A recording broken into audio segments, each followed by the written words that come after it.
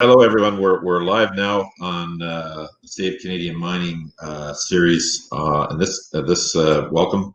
Today we're going to be talking about monetary metals, and we're joined by some great people in that sector that can give us some insight and help us understand that sector and the opportunities there, and also understand Save Canadian Mining. I want to introduce my panel. I noticed the last time I did this, and I talked about where it is from my perspective. Actually, by the time it was recorded and sent back, it was different, and I looked like a bit of an idiot because everyone's in a different chair. So I'm not sure where you guys will actually end up in the overall scheme of the recording. But right now, as I look at the screen above me, I have Brian Boss from Murenbeeld. Murenbeeld is a fairly esteemed research house, and we actually hired them at Save Canadian Mining to do our research for us. And Brian is has a long history, and he was a floor trader initially at I think the TSE, and then he became a prop trader at Dundee. Then he went on the buy side at Dundee. So he's been at this market for many different ways, and now he's on the research side at Murenbeeld, and we'll be interested to hear his forecast in gold and silver. On my top right is Keith Neumeier from First Majestic Silver. That's the proper way to do it. Keith, you got the wave in. We now know it's you. And obviously, silver is rocking right now, and First Majestic is one of the biggest silver companies in the world, and we'll be excited to hear more about First Majestic and Keith's perspective on the silver market. And then to my right is Sean Rusin from Osisko Gold Royalties and other things. But obviously, Osisko Gold, Malartic discovery and their great growth in their gold royalties. Lots of stuff to talk about with Sean, and he's always an interesting and engaging guest. So we're very happy to have them on board. Welcome, guys, and thanks for coming to the show. Thanks for doing this, Terry. Okay. Yeah, thanks. So how I'd like to kick things off is sort of, why did we sort of start Save Canadian Mining? And Jane, if you could post that chart, this would probably be a good time to do it. Basically, we made the observation that, when the tick test was rolled back in 2012, that it sort of changed the fundamental structure of finance in the Canadian markets, not just mining, but we obviously are in mining space, so we looked at mining in particular. And one of the things we did when we hired Murenbeeld, we said, hey, we think there's been a problem here, and we'd like to know what the data says. So we had Brian and his team go away, and this is one of the things they produced. If you look at the chart, basically what it shows is that if you look historically, and the reason why the numbers don't go back a bit farther is that that's sort of the easiest. The TSX came into being sort of around then, and so it wasn't possible to go back. And then it was part Vancouver, part Montreal, part Toronto. We didn't have the resources to sort of make that historical thing happen. So this is what we could put together. And what it showed historically is that typically the TSX Metals and Mining Index traded at or above the commodity index. And then now if you look at the chart, you can see that it's radically different. So basically the mining and metal index is, basically at 35 versus say 100, where the rule changed. So we're off by 65%, whereas the commodity index was only off by 7. So what that means in layman's terms to investors is that stocks would almost have to triple in mining to get back to normal. So think about think about your mining portfolio and think about a triple. I think you'd be a lot happier if that happened. And certainly, if that happened, that would present a lot more financing opportunities for companies, so they could actually invest in and grow their companies in productive ways. So this is sort of why we started this. We think there's fundamentally a problem in the structural setup, and the tick test might be one of the ways to address it. We're going to talk about several others, but that was sort of the reason. So, Jane, let's lose the chart now and pop back up. And what I wanted to do is go around the horn here, and maybe we'll start with you first, Sean, and ask you, why are you supporting Save Canadian Mining, and what are your thoughts on this problem? I think a lot of issues around the Canadian junior mining market, which has been the healthiest market and the biggest source of capital in the world for exploration and development, which is, sort of the primary ingredient to all this. But I think a lot of things we're going to talk about today are inherent in all the other growth industries like biomed, early, incubation tech companies, and the rest of it. And what has happened, I think, is, on a general basis, is that the the bigger institutional players have pushed pretty hard to make it very hard to be a small company in this market, whereas we used to celebrate that back when we had the Vancouver Stock Exchange, the Montreal Stock Exchange, the TSX. And we used to have people that were capable and sophisticated enough to invest in that. Now it's really a generational thing. Millennials really haven't stepped into the place. And we need to create an environment that people can understand the rules, have enough transparency to be able to make these investments and not to get run over by unscrupulous short sellers or other market forces that make it unpalatable to be a shareholder in these smaller companies. Yeah, fair enough. Keith, what are your thoughts? Well, I'm an ex-trader. I was on the floor of the Vancouver Stock Exchange from 1984 to 1989. So a lot of the practices that we're discussing are practices that I actually was involved in, and but we had very strict rules. And if there was a stock that was trading at 50 cents and that was a downtick, and you wanted to short that stock, you had to be on the offer at 51 cents. And that was it. That was the rule. Everyone knew what the rule was.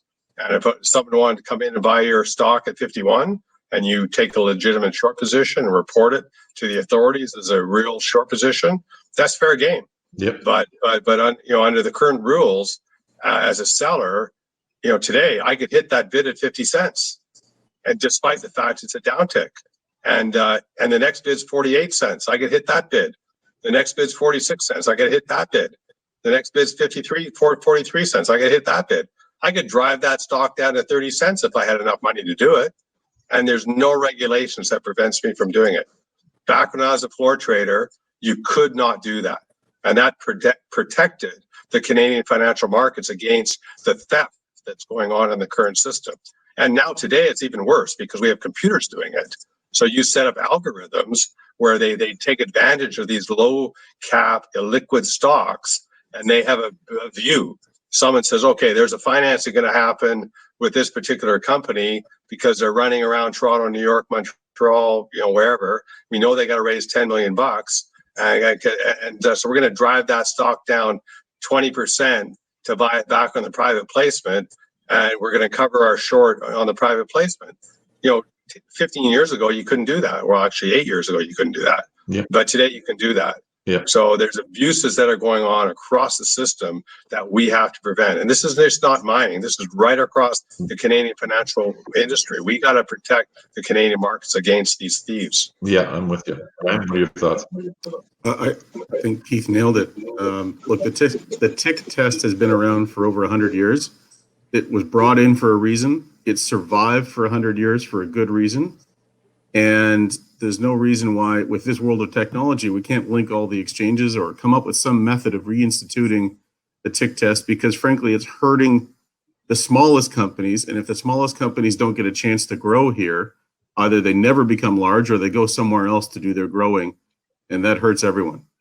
I was also a floor trader myself, and I completely agree with what Keith is saying here.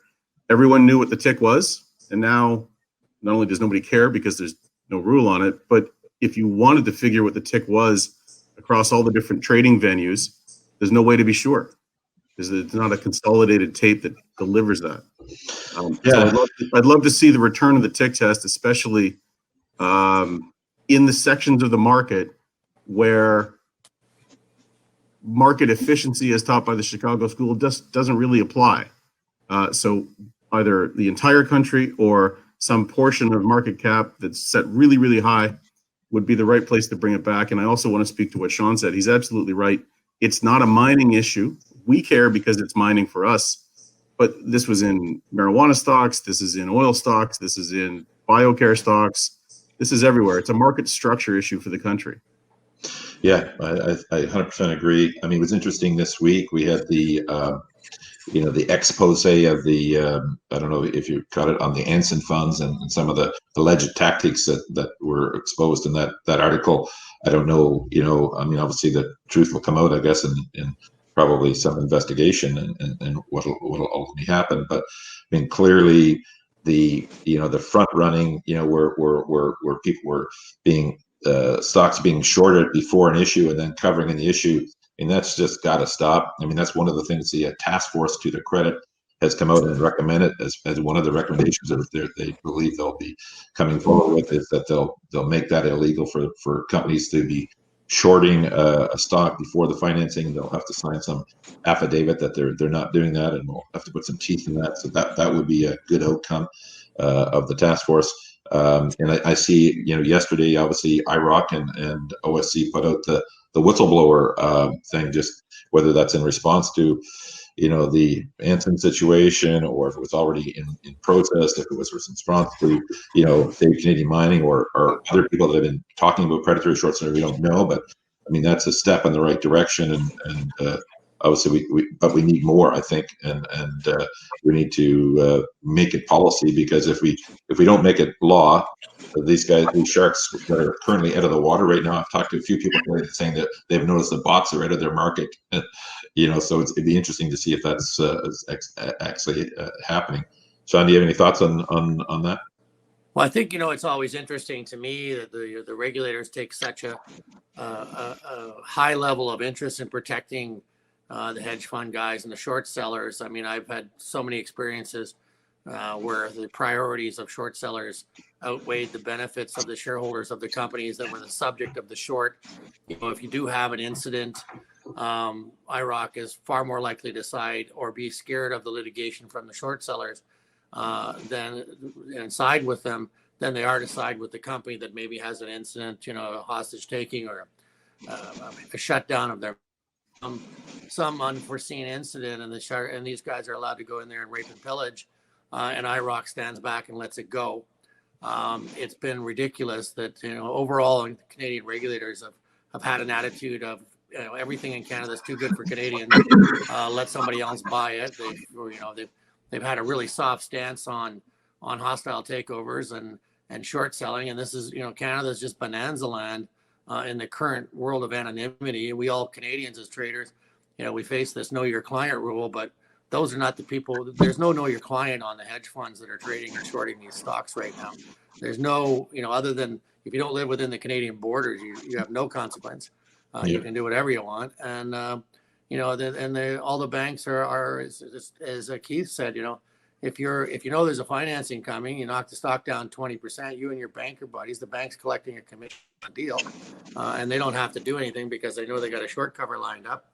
So they take a 3 to 5% pound of flesh out of the junior target for free, no work, and then the short seller absconds with a 20% profit, maybe within a few days. And IROC, spends all their time investigating the companies and trying to hold them to task, but does little to investigate this, does little to protect Canadian companies, does little to connect IT. We've seen so many companies get wiped out in Canada. From BlackBerry to Nortel to the Avro Aero to the to Renault Depot, and then they tried to take out Cameco in Saskatchewan, and for the most part the regulators have just pushed the Canadian companies out of the country and let them be purchased by foreign players. And this short plays and algorithm trading is a good part of not Canadian companies not being able to maintain their valuation, which sets up the whole house of cards. And it's why this country, is not benefiting. We don't have a single mining house left except for Teck Cominco. And thank God that they've got a double voting share.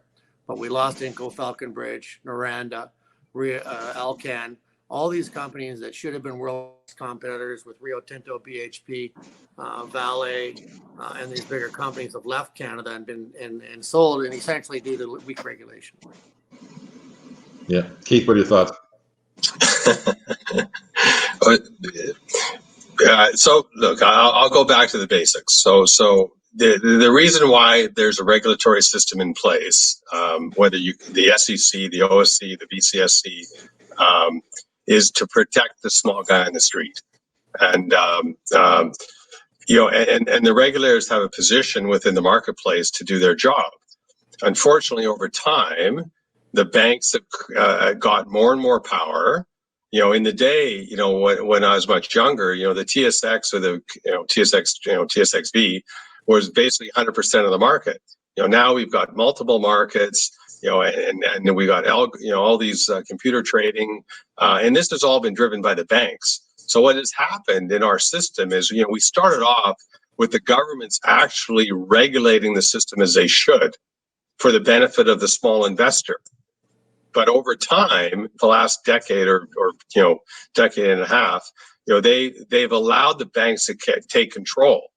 So the banks actually write the rules, and the governments, through the regulators, have stepped back because it's so complex now. I don't even know if the governments even have the capital to have the people to watch the system, because the banks are just so sophisticated now, and they've got the computer engines behind them where they can just go around the regulators. You see it with all the fines with the banks. You see all the manipulations going on in the world. It's a farce. And the banks have absolutely devastated the retail investor for their own profits and benefits. And the Canadian government, through our regulations, through our regulatory bodies, have let it happen.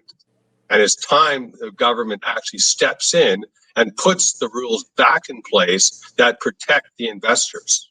Yeah, 100% couldn't agree with you more. I mean, we had Eric brought on, I guess, just around February, March, Sean, when we did that other event, and I know Eric is huge on that point. Is like, the stock markets were created so individual investors could invest in multiple different opportunities, and companies could access capital. It wasn't invented so that exchanges could profit or banks could profit by ownership of the exchanges or make commissions. Yeah. It's turned ass backwards, and we got to get back to fundamental principles. First principles. The TSX went public. That was the end.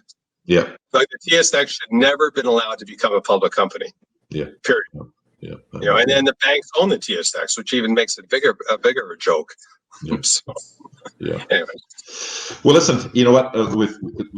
Clearly we're on the same viewpoint on that side of things. Brian, go ahead. You want one last kick at the yeah, just to keep it super quick. I always try to be optimistic about the future on these things, and you guys are absolutely right. The system is running backwards right now. But I ask myself, given that the Anson document, we'll call it a document, the allegations and the good reading came out, and then within 2 days or 3 days, the OSC reminded everyone of its whistleblower policy. We don't know if that reminder was already planned and it just happened to come 2 days later. The OSC is not going to tell us that. But if it turned out that it was published as a reminder in order to reach out and find the author and say, hey, you should be reaching out to us to help us police these markets, that's actually a little bit of good news compared to in past years where maybe they wouldn't even have noticed at all. The whistleblower policy is not new. It's at the OSC, at least, it's been on the books for years. And so for them to put out a reminder, I think is, for me, a little piece of hope that they're finally getting it. Yeah. What Terry and Save Canadian Mining are doing is bringing to the light something that has been in the dark for a long time. It probably is not on the radar screen of OSC staff in most cases. As Keith points out, they're busy dealing with the large banks. And there's been no voice for the smaller companies and the investors in the smaller companies that could get through to the OSC staff. And I'm hopeful that this is actually a step in the right direction. Yeah, I mean, we're hoping that we can build on some of this momentum and drive this over the next, I guess, 2 months, really, where our philosophy at Save Canadian Mining was that we had to, Ontario had a task force. They were reviewing this issue, or in terms of the Ontario Securities Act, and when we lobbied the Ford government to come in and instruct OSC to reinstate the tick test, that we were said, hey, look, you got to talk to the task force and get them on side, because it's already started. We don't want to start two paths on this. So we've had a submission with the task force where I'm actually meeting with them again on Monday or Tuesday next week, and we'll be presenting our the most recent data. We met with IROC. We actually got short data from IROC after a little bit of tooth pulling, but we did potentially get it, and it shows that there's definitely causality here. That since they changed the rules, that there definitely is a problem. Like 20% of the stocks are short, and that's not been conductive. And we saw it in that chart we posted at the top, what it means in terms of our stock prices, and that's capital that's been stolen, as Keith said, by basically offshore hedge funds and the banks, and taken it of our individual investor pockets. So you got to make the government aware of this and what the impact is to its citizens and make a change. Make the change in Ontario first, because obviously securities is a provincial jurisdiction in Canada. Federally doesn't really have the stroke. So we got to change it in the biggest jurisdiction in Ontario. And then I'm sure BC and Quebec and Alberta and the rest of the provinces will sign on, because it would be productive for their capital formation, for their companies and for their investors. So that's been our approach. So we'll keep on, hopefully with your help and the help of other people that are listening today to do that. And Terry, as you know, the data is not always easy to find. We've had to go through different, if you're trying to build time series data to make the kinds of charts and comparisons, when TSXV hired S&P Global to start running its benchmark, there's not a lot of overlap to the previous TSXV mining subsector index, and then there's almost no overlap or data set connecting that to the old Vancouver mining subsector. So you can't build a time series of data very easily. It takes a lot of digging and a lot of time. And even then, you need to make some assumptions. But the data clearly shows that there's a problem once you get it all pulled together and you can begin to show it around. Everyone sees it.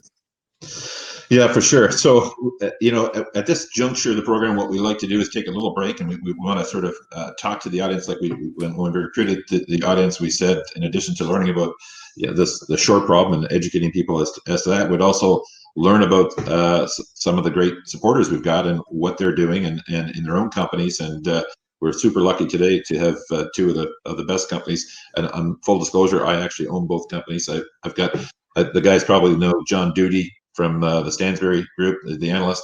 He's probably my favorite analyst in terms of the big companies, and he has a portfolio of basically 10 gold and 5 silver, and basically on my senior mining sort of chunk of my portfolio, which is the biggest chunk of my portfolio, I have 15 equal positions, and I have equal positions in First Majestic and Osisko, and love those companies. Keith, we're going to start with you first. Tell us about First Majestic, and we've had silver rise 70%.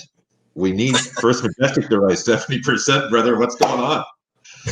Well, I haven't done the math, so I'm glad you are. But first off, Terry, thanks for putting this together.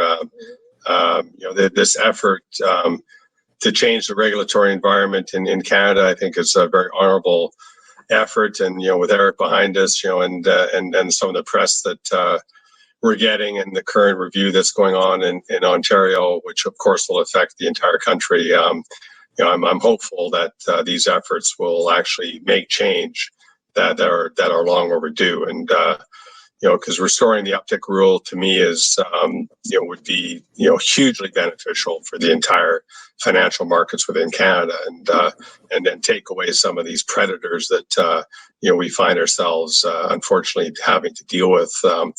And a company like First Majestic, it's like the stock trades 5 million shares a day, so it's like it trades like $100 million in value a day or something crazy like that. So a company like that, it's not that relevant. But for a lot of my other portfolio, I think I have got a portfolio of something like 30 miners, most of which are easily less than $100 million market caps, which are affected every single day by this issue. And I look at these stocks because being an ex-trader that I am, and I have my own trading system, and I watch these algorithms through CIBC, which is like probably the biggest black box in the country. Trading these markets on these unlimited 100 share offers that don't seem to ever end, right? And you could buy 100,000 shares and buy, you'll get 1,100 order fills, and the offer's still there, right?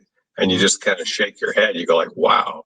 And it's just all computers, right? And it's taken away it's just really changed the financial environment to the worst, in my opinion. And and only the regulators, only IROC, only the government has access to the back door of what's actually going on in the system. But just based on my knowledge, based on my 30 plus, almost 35 years of trading this market, you could tell that there's stuff going on that should not be going on, right? And But anyways, I don't want to get off topic, but I am very passionate about this, and I'm there to support and anyway. So about First Majestic, look, I put the company together 18 years ago. We're CEO, founder. We're producing something in the order of 24 million ounces silver equivalent a year. We produce 2 metals, silver and gold.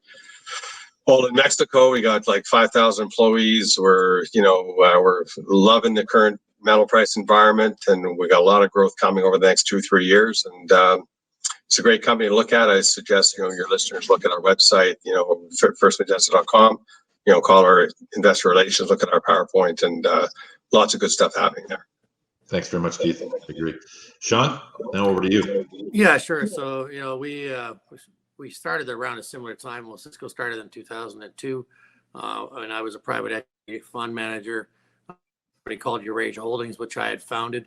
We've evolved through the group. Obviously, our big success was finding Canadian Malartic, which is now Canada's single largest gold producer at about just under 700,000 ounces a year, with the Canadian Malartic mine, which recently had a 10 million ounce discovery underneath it. So the gift that keeps on giving, and that's really the cornerstone asset in Osisko Gold Royalties, which is about a $2.5 billion company today. And then within that, we have what we call our accelerator group of companies, which is a lot of incubation and hard work that goes into starting companies that are basically small enough that they're subject to the issues that we're talking about today. We've incubated 7 companies there in 6 years. Obviously, the most successful has been Osisko Mining 2, which we took from an $8 million market cap in 2016 to $1.4 billion market cap today, with the Windfall Lake discovery in northern Quebec. And then a few others that you might not know as much about, like Falco Resources with the Horn Mine in Rouyn-Noranda, Quebec. And then we were the driving force in the financing behind Victoria Gold, which has now built the biggest gold mine in the Yukon. We produce about 200,000 ounces a year. And then on to Barkerville Gold Mines, which we own somewhat within OR right now. And then a few other things that we've incubated along the way, like Nile Bay and Talisker and a few other juniors that you can see on our website. And we end up fighting this battle that we're talking about today quite often as the largest shareholder of these companies. And nothing really makes me happier than catching a guy short on a financing and then putting the squeeze on them. It is something that we do celebrate if we can put the squeeze on some of these more or less scrupulous, dark ops guys that are out there lurking around and damaging the Canadian companies and really sort of more importantly damaging the biosphere of investors that we work with, because between social media and all the negatives and the amount of the problem I find with regulators is instead of looking at the actual dark horse or the dark ops guys, often they go after the shareholders of the companies. And that has a much more negative effect in terms of your ability to function in the marketplace than it does than going after the real criminals. Yeah, it's a little bit like the cops, arresting the guy smoking a joint on the corner rather than the Colombian drug cartel, which is a real job and really hard to go after. So that's where I see it right now. But I mean, we've set up a business model, where we have a platform. We try to protect our investcos, and we try to make sure that they're not as subject to that game as some others might be. And we tend to carry 10 to 20% of the equity of the outstanding company when we do come in, and we're always waiting to see if somebody tries that game. Yeah, fair enough. Well, listen, it was interesting. When last week or 2 weeks ago, we had a group of juniors on, and one of the comments that came out was, if we tried to close our stock up 5 days in a row, we'd be in handcuffs and heading to jail. But those short sellers, they can close you down 5 days in a row, open you up down every day, and nobody calls those guys. It's sort of like it seems like it's just not a fair system. But hopefully through our advocacy, we'll do that. And thanks, guys, for your updates on First Majestic and Osisko Gold Royalties. And for sure, the audience should check those companies out. And their web pages are really good spots. We've got a gold silver research firm on the line. It would seem wrong to not explore what our esteemed research team at Murenbeeld thinks about the markets. Brian, why don't you tell us a bit about Murenbeeld and what your thoughts are on the precious metals markets today. Sure. Thanks very much, and thanks for having us on. We've got a 35-year-old brand as the best, reliable, smartest, clear-thinking forecasting shop in metals in the world. Our customer list includes lots of people who are on this webcast right now. Generally, we sell our work to CEOs of mining companies and the asset managers who own them, and occasionally individual investors. You can go to our website, murenbeelds.com. The word is Dutch, so it's a little tricky. I'll spell it out. MURENBEELD.com. Dr. Martin Murenbeeld's got a PhD from Berkeley in comparative currencies. He started in the late 1970s doing forecasts at the request of Noranda, and they would use the forecasts to figure what capital spending they should be taking on, or at least as an input to that conversation about capital spending for growth or new projects. Every forecast we put out has a B, and C, so you can think of that as a bear case, base case, and a bull case. And then we always give you the probability we think will apply to each of those cases, dropping that down to what is really our probability weighted or our expected result. But by giving you all of those cases, you can figure out for yourself what you think the worst case is going to be and adjust your plans accordingly. The other thing we do is we don't forecast a single price. And you hear this a lot in the news. You know, Goldman Sachs says $3,000 gold. That doesn't help somebody who's running a company. It doesn't help someone who's making an investment, because what if it doesn't get to 3,000? Goldman was wrong, but that actually doesn't tell you where gold's going to go. It also doesn't tell you if gold's going to go there for a single 2-hour stretch 5 years from now and then fall back down. So everything we publish is actually time-weighted average. So right now, we generally run about 3 years out. So right now, we're forecasting what we think the average price of gold will be in, if I get my math right, the fourth quarter of 2021 and into 2022. We do that for gold. We've been doing it for gold for, like I said, 35 years. Just Friday passed, so just 4 days ago, actually September 30th, we've published for the very first time on silver. And Keith, I hope you've seen a copy. If not, let me know. I'll send it over. And we've expanded our team. We've hired Dr. Tom Brady. Tom's got a PhD in mineral economics from the Colorado School of Mines, which is lovely. But he was also the chief economist for Newmont for 15 years. So he was responsible for all of their forecastings, as well as the cost of capital calculations and the discount rates for operating in different countries. So we're really excited to have Tom join our team. And we are a subscription research business.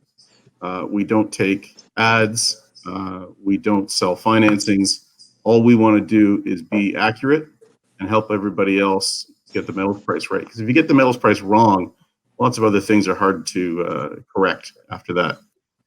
So there you go. I'll tell you, just for the audience here, our silver probability weighted, and these are time weighted averages for across the quarters. We're going to call out fourth quarter of 2020 is $26, and then out to 2022 first quarter, $38. That's our probabilities.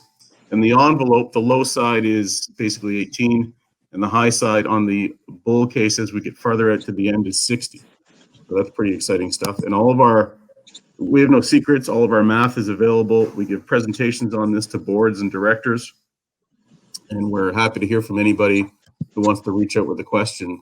You can email me at Brian, BRIAN, at Murenbeeld.com. So that's our silver. And then in gold, where we have an even longer brand, our forecast right now, 2021 first quarter, $2,100. And then by the end of the year, 2021, we think the fourth quarter will average $2,455. One of the things we also do that is we do research on demand. So somebody might call and say, how much geopolitics is in the price right now? We do that kind of work as well. Cool. That's what we do. Well, that's interesting. Sean and Keith, I want to get your reaction to, on gold and silver prices. Just obviously you're big in the business, and you must get a lot of different perspectives on this, and you obviously have a view on it. So it'd be great to share that with the audience. Sure. Sean. Oh, Martin, a personal friend. I've known him an awful long time. And in Martin, we do believe. We shared the stage with him on many occasions.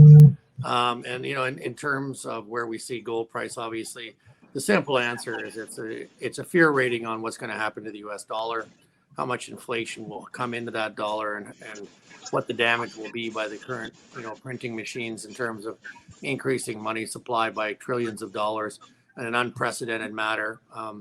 If you're a junior mining company and you double the amount of shares that you have outstanding, you can well expect your share price to drop by 50%.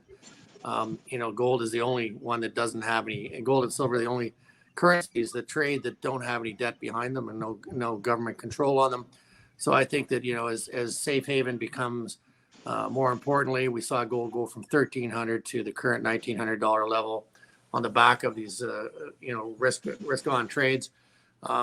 It certainly seems like the world is becoming a much more risky place than it was even a month ago. And now with Trump getting COVID-19 and sort of the in that debate, which I think created somewhat amount of chaos. I think we're in pretty good shape for gold price. We're hoping for, north of 2,000, but we're planning and engineering for 1,250, 1,300 in all of our projects. Mm-hmm. Keith? Well, Sean, that's crazy. You know that, right?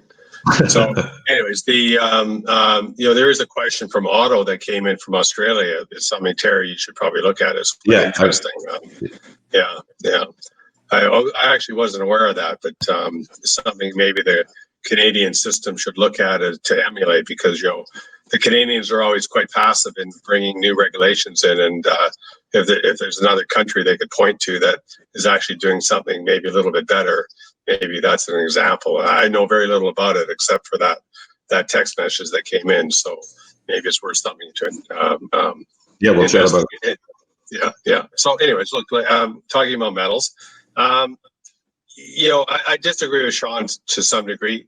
Gold, I don't believe, is a fear trade. I think gold is just it's a currency. It's a granddaddy of all currencies. So it's like any investment, right? So whether you carry euros or yen or dollars or Canadian dollars in your portfolio, gold is just a part of your currency portfolio, and it's up to the individuals on how much of any of these currencies should be in their portfolio. For me, I like to have a large percentage of my assets, my currency assets, in gold. Silver is a completely different issue. Silver is a strategic metal, and it's way beyond precious. There's more gold on the planet today than has ever existed in human history. So it's not a supply and demand fund issue. Silver can completely the opposite. There's less silver today on the surface of the earth than there ever has been in known history. So, and we're using it at rates that are not sustainable at current silver prices. And I think there's a disconnect between that rationale and the current price of the metal. And if you just this call itself, and many of your listeners may hear me rant about this because I feel like I'm a broken record sometimes, but this call would not be possible without silver. Virtually everything we do as on a daily basis would not be possible without silver. If we as a human race expect to achieve the goals that we want to achieve over the next 10, 20, 30 years to electrify this planet in sustainable long-term ways, we're going to need way more silver. And at current prices, there's just simply not enough metal. We've had 4 years of declining production and sustainable consumption rates, and you've got a perfect storm in my view. And then at some point, of course, the big consumers like the Samsungs and the Apples and the Teslas and the Panasonics and the Toyotas and the BMWs that require vast quantities of silver are absolutely paranoid that any of us are actually going to figure it out. because they're all, every investor on the planet is going to front run them all and drive it like cobalt was driven, and uranium and platinum and you name it. So they try to keep the tightest information out there to try to always water it down as if it's not an important metal, but it is actually, think about it, the silver and copper are really the future of the human race.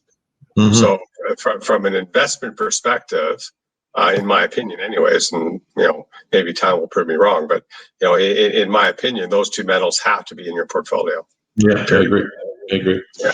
Listen, so before you move on there, Terry, I'd love to add something to okay. Yeah. Go ahead. Just said real metal in the sense that it moves up and down with GDP, and there's lots of industrial buyers, and once it gets into that use, Keith's quite right. It doesn't come back into the market in the way that jewelry on the neck will come back into the market later on in life in the same format as pure gold. There's something else I just want to add, and this is now that it's press released, I can say it. I'm involved with a company, Zen, Z-E-N, and we've just finished testing with the University of Western Ontario silver-doped graphene that kills the coronavirus. And so what I want to point out to Keith and everyone else is there's going to be a growing market for silver based on its antivirucidal properties. I mean, silverware, we call every utensil in the drawer at our house silverware, but the reason we call it silverware is because for hundreds of years, people have been using it for its antiviral properties. And seeing as COVID is not going away anytime as quick as we all hoped, that's going to be an ongoing additional use case for silver. Yeah, interesting. This that's all good. One of the things I'm not sure if you can see this, Brian. This is a silver spray right here. You see that silver spray, and I spray this on my masks. So actually, I have a cloth mask, or actually several cloth masks, and every morning I spray this on my masks. Cool. Fantastic. Yeah. I was surprised. I went to, reviewed the, your presentation on the First Majestic site, Keith, this week, just to refresh my memory of things. And I, obviously a lot of time and discussion about the industrial applications for silver. And, I always knew there was, but I had, I didn't really recognize it as such a big, growth in the electrification side of things, and now obviously maybe antivirals will be another thing. So let's take a few questions from the audience. Keith mentioned there was a few in the post there, and I just want to hit upon those. So one of the first Otto Snell, thank you for your comment. He points out that in Australia, I guess, only the top 100 companies can be shorted and excludes all junior exploration plays. Well, that would be a wonderful rule. Maybe, as Keith said, we can, introduce that. I was unaware of that, and if that's indeed the case, then that's a good point. Philip, and there have been periods of time where Australian companies would leave Canada to go list in Australia for higher valuation and easier access to capital. And then it's not just a mining thing. This is a little off topic, but I'll point out there are two publicly traded fishing companies in Canada, and they're trading at half the EV to EBITDA of the Nordic countries. And there's probably a shorting reason related to that. Interesting. Paul mentions about, shouldn't the mainstream press be picking up on this and advocating for you? And what has your success been with the mainstream press? And we've reached out, and generally speaking, had fairly little uptick from these guys. No pun intended there. But I was on BNN early days, and what's funny, it was supposed to be sort of a puff piece, but in terms of supporting the cause, but then it turned out to be they started to flag about the some of the old historic problems in junior mine promotion and a shady mine promotion or something like that. He asked me about a couple of specific companies I had no idea about, and I said, anybody who's actually a really serious mining investor and builder developer wants the crooks to go to jail because they make it bad for everyone. I think now with the internet era and everything being so much more sophisticated, it's harder and harder for mining promoters of the old classic ways to sort of pump and dump stocks the way they used to, and that's a good thing, and I think we're all sort of excited for that. But generally speaking, the press has not picked up this advocacy. There's a few theories on that. Some view that there's so much money on the short side of this game. Like, these guys have made billions and indeed trillions globally on this thing, and they influence the press. They have a lot of cash to work with. So the individual small companies or the individual enterprises, like when I started this out of the basement, just to try and before I left mining, I thought, Jesus, I should try and change something. I've got like 1% of my wealth in mining at the time, and I thought, before I leave it on my watch, I should try and change this rule. But I mean, that's just a small individual, and luckily, Eric picked up on it. He came in, Eric Sprott, and became the big help. And then you guys joined. We were trying to make a grassroots campaign of this, but we're up against some big press machines that the banks own, and that's the tough part. So we have to get individuals to be passionate and push the things out, and we have to get our mining companies to be passionate and support and push the thing out, and hopefully make a difference, on this. Going back to the questions, Philip asks, are there manipulators ultimately just creating the perfect situation where the miners will eventually soar in price when they're no longer able to suppress the price of precious metals for the miners? Sean, what do you think about that?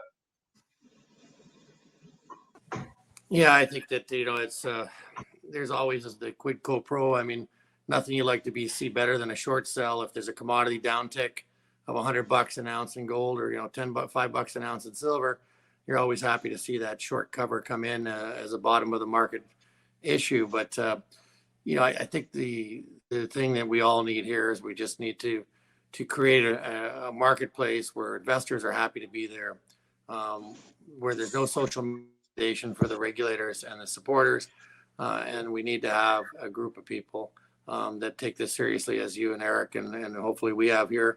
And we move forward. If I understood the question correctly, I'm not sure that I did. Yeah, no, I think that's a good point. We'll take one more question here.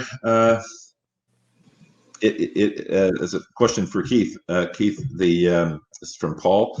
He talks about the short position being high, and it's quite for some time relative to other silver gold producers. Can you comment? And thanks for your great work with First Majestic, and lots of positive things happening. Yeah, thanks, Terry. I did see that. Yeah, the short position on First Majestic is quite high. It could be related to just the silver short position, because there is quite a high silver short.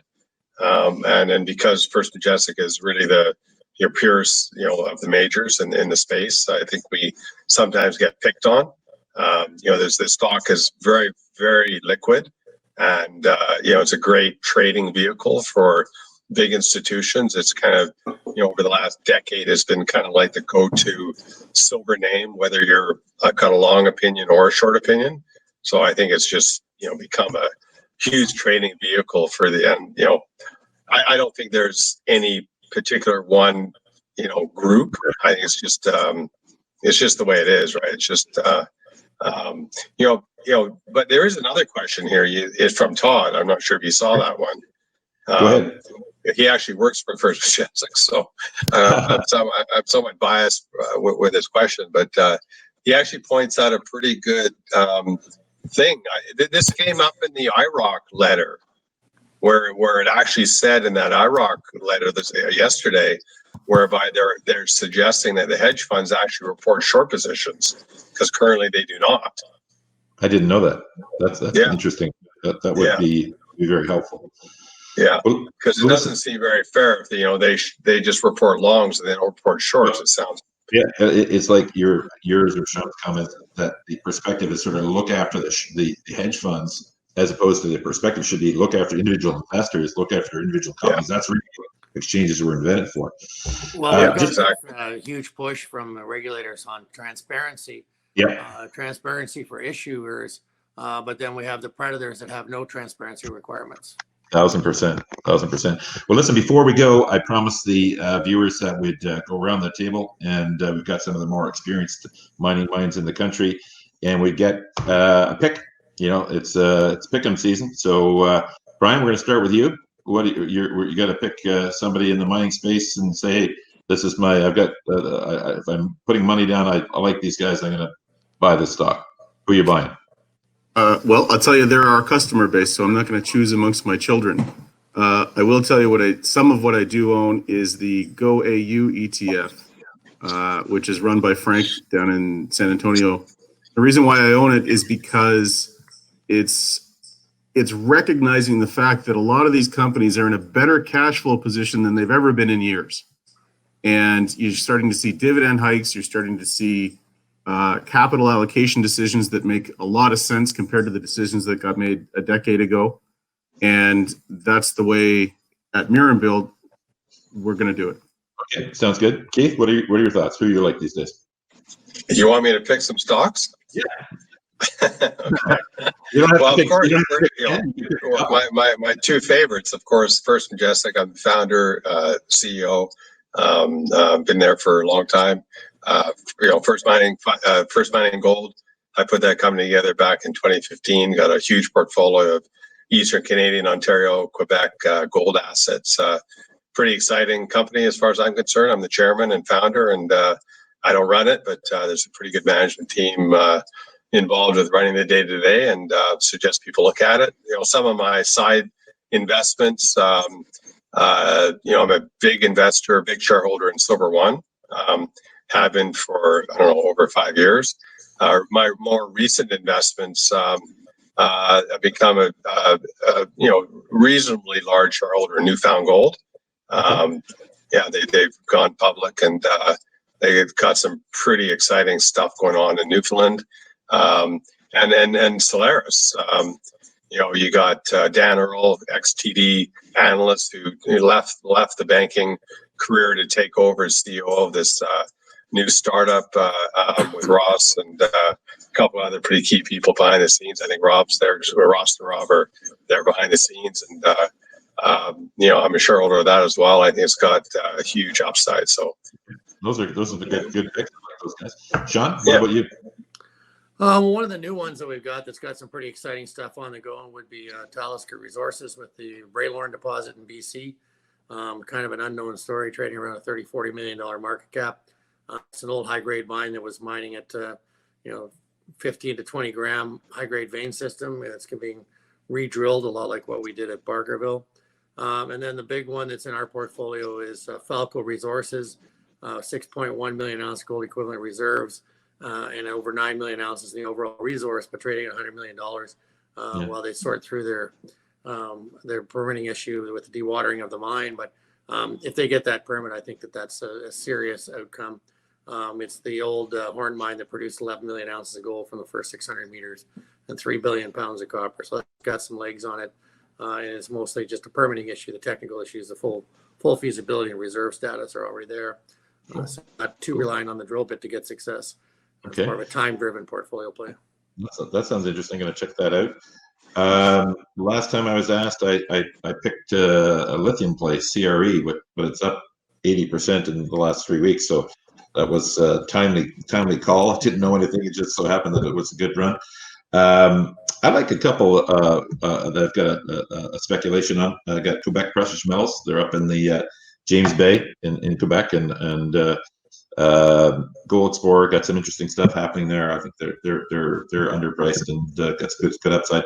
Then I like Scotty Resources in the Golden Triangle. They're Golden Triangle's sort of I like that area a lot, and I think they're going to have some good results here shortly. So from a speculative perspective, I like those guys. So that's it. So Brian, you got one more? Well, because we finished the first round, I'm going to give you a non-silver and gold name. Zen Graphene Solutions. I'm the CFO and a director. Myself and some friends took it over through a hostile proxy fight in May 2018 because it had a globally unique graphite, which makes the world's best graphene. And graphene is going to be huge. So ZEN is the ticker. the end. Okay, we got some good calls here today. Well, listen, I want to thank everyone for listening and being on the call with us. I want to thank our guests for taking the time out of their very busy day. These are very busy people and doing some great work, and really appreciate you guys for coming on and helping us out here. And I would say to the audience, if you like what you're hearing, if you want to help the Canadian capital markets, then please, come to Save Canadian Mining and, join, tweet this video replay that'll be posted that you'll get and push it out as much as you can to as big as an audience as you can, because it's only through exposure to getting individuals on side and collective power of the people will we get government to listen to us and make the changes they should make, in our enlightened self-interest. So again, thanks very much for the guests. Really appreciate it, guys, and hope you guys all have a great day and a wonderful weekend, and we'll look forward to catching up to you soon, hopefully at once again in the real world at some mining conference, and catch up. All right, guys, thanks again. Looking forward to it. Thanks, Terry. Yeah, thanks Terry. everybody Thanks for organizing this. in the mining world for listening. Okay.